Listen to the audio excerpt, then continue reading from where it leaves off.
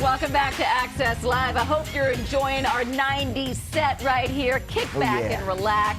Guys at home, it goes without saying that in the 90s, boy bands ruled it all with fans that rivaled Beatlemania, really. Really, right? The variety of different boy bands dominated the music charts of the 90s, influenced some of the biggest pop culture trends of the decade, too. All right, none more influential, though, than NSYNC and the Backstreet Boys, and Access was with them every step of the way.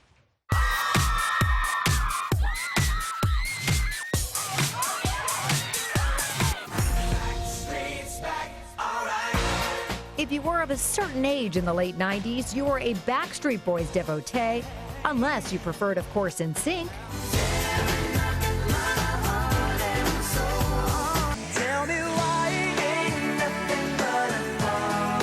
Both were harmonizing quintets in their late teens and early 20s who inspired Beatle-like mania, as well as a rivalry over which boy band was better. But it was the Backstreet Boys who struck first. I go anywhere for you. It was on this 1997 photo shoot in Miami when we first met the Backstreet Boys. Nick Carter, the youngest member, was just 17. The group was already big in Europe, but still relatively unknown here in the States. We've been together for 4.5 years now, and we've been working, for 2 years without a record label.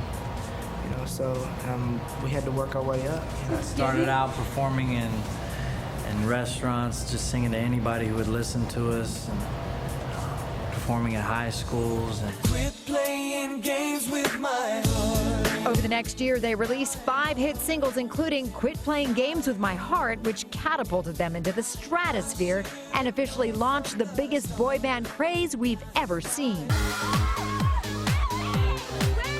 They couldn't go anywhere without getting mobbed. Check out this crowd at a fan event outside a department store in Orlando. Oh, I got his autograph! I need a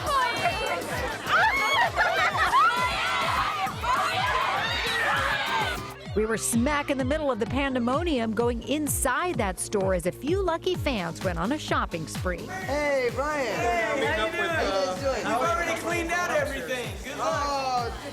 See you later then. As the decade drew to a close, the Backstreet Boys nabbed 4 Grammy nominations and broke a record with their second album, Millennium. It sold 1.1 million copies in its first week, more than any other album up until that point. I don't think you can ever get fully used to it. I think we're adjusting to it. Just got to plan ahead now, and take a couple people with you. Wear disguises. And then this happened. Hi, we're NSYNC, and this is Access Hollywood.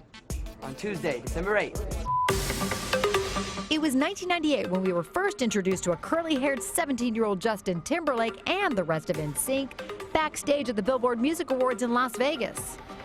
All right, come on, baby. You can't really gamble. We want bars. We want bars. Come on, bars. Come on, baby. Okay, what is that? Sorry. Gotta go. 7.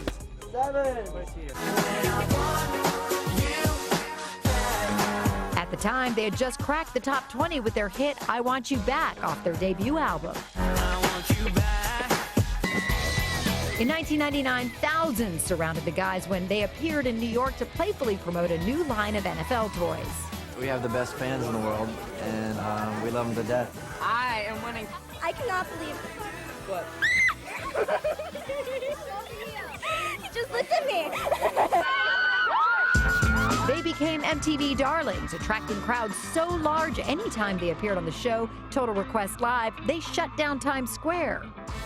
And I will take you in my arms and hold you right where you belong. Oh, baby, how was I supposed? And of course, there was Justin's 3-year relationship with fellow pop sensation Britney Spears, kept on the down low at first, but on full display by the time we covered this charity basketball game in Vegas. Note the nicknames on the jerseys, Pinky and Stinky. I wanna see you out that door, baby, bye, bye, bye. But it was NSYNC's second album, No Strings Attached, that sealed their place in pop history. It sold 2.4 million copies in its first week in early 2000, breaking the record set by Backstreet a year before. By the way, that record stood for 15 years until Adele's 25 sold over 3 million copies in its first week in 2015. And we're always conscious of how lucky we are. We don't lose sight of that. As far as what we sell, we don't feel like that's our accomplishment. We feel like, you know, the fans who really, really get into our music that much, we feel like that's their accomplishment. Ooh, man, I'm tired of singing.